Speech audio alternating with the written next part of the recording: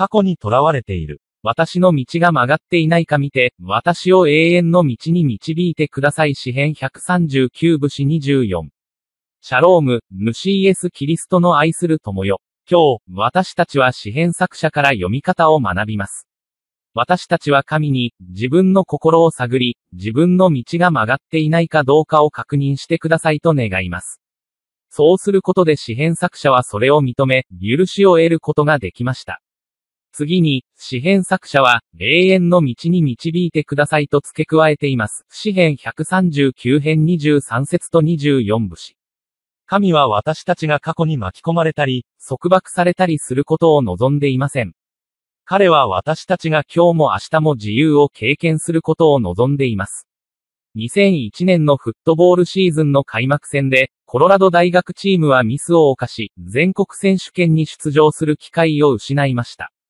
コーチのゲイリー・バーネットがそれについて尋ねられたとき彼はこう答えた。私は経験から学びました。過ぎたことを責めないでください。当時バーネットは新しい選手の獲得とホリデーシーズン最後の試合の準備でせわしかったため、過去のことを考える暇はなかった。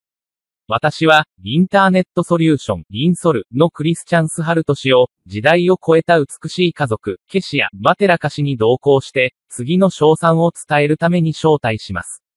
主よ、私を試してください。主よ、私を試してみてください。私の心と心を調べて、私の目はあなたに釘付けです。私は主よ、あなたを愛しています。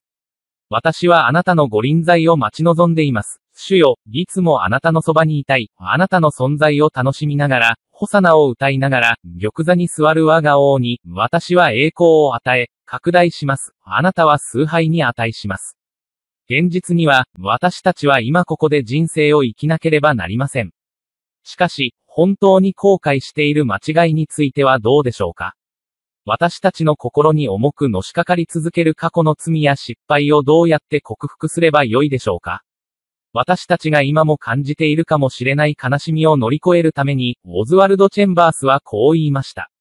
神があなたの過去の記憶を思い出させても決して恐れる必要はありません。思い出を浮かび上がらせましょう。怒り、批判、悲しみは神のお心を実現するための手段です。神は、私たちが今も感じている思い出を、未来に向かうための糧と美しい霊的成長の源として、精神的発達のツールに変えてくださるでしょう。私たちが信じるなら、許しはキリストのうちにのみあります。彼は私たち、あなたと私のために来られた救い主です。アーメン。今日のインスピレーション。過去について考えることは現在を麻痺させ、未来に害を及ぼします。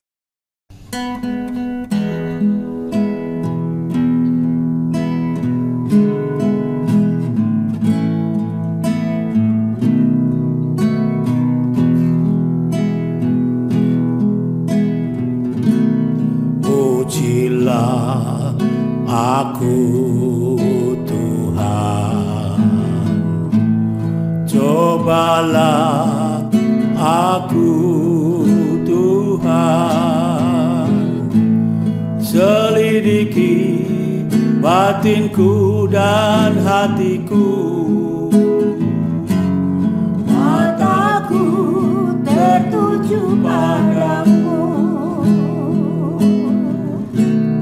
aku cinta padamu Tuhan. Aku rindu hadirat-Mu, Tuhan. Aku ingin selalu dekat padamu, menikmati kehadiran-Mu. Ku nyanyi Hosana bagi Rajaku